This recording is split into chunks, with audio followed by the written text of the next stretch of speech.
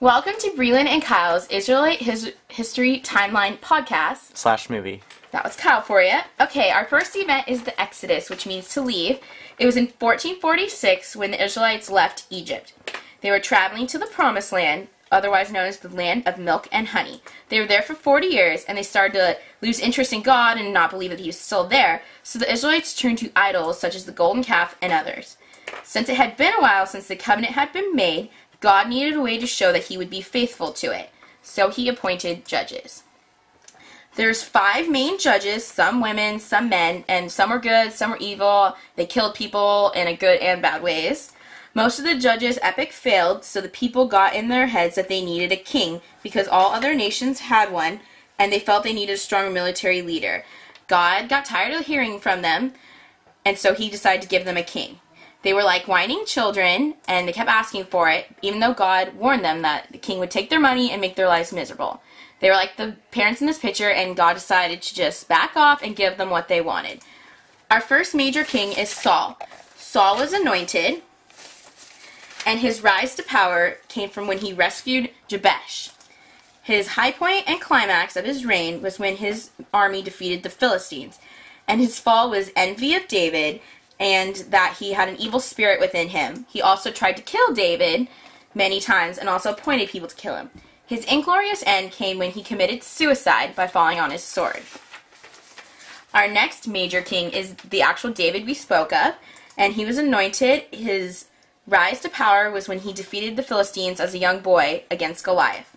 He also expanded the empire from Egypt to the Euphrates. His climax was the Davidic covenant from which God promised him land, all names would be great, all people would come through him, the Messiah would come through him, all that stuff. His fall was Bathsheba and his adulterous act with her, the murder of Uriah in battle with her husband, and then he was also rebuked by Nathan through a story about a sheep. His inglorious end was when he lost interest in a young maiden and lost his sex drive.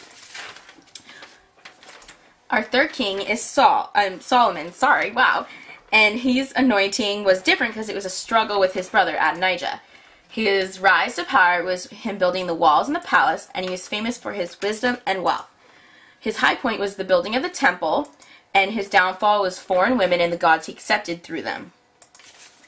Our next major event was the split between Israel and Judah into the kingdoms of Jeroboam and Rehoboam, and the major issue was taxes. One wanted it and one didn't. Our next event was Israel attacked by Assyria in 722. Shalmaneser attacked the Israelites, the siege was successful, and they were sent into exile like slaves.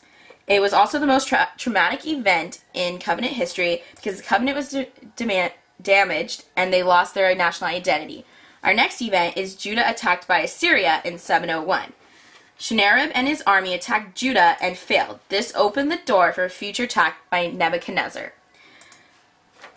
And then our next event is Babylon destroying Judah's temple in 586. Nebuchadnezzar attacks and destroys their most valued possession, the temple and its walls. He also sends them into exile. Our final event is in 538 BC when they return. Cyrus issued a decree to send the Israelites back, and Ezra was put in charge of building the temple, and Nehemiah was put in charge of building the walls. Everything was back to normal, so it seemed, and this was the end of covenant history for 400 remaining years. The end. Thanks.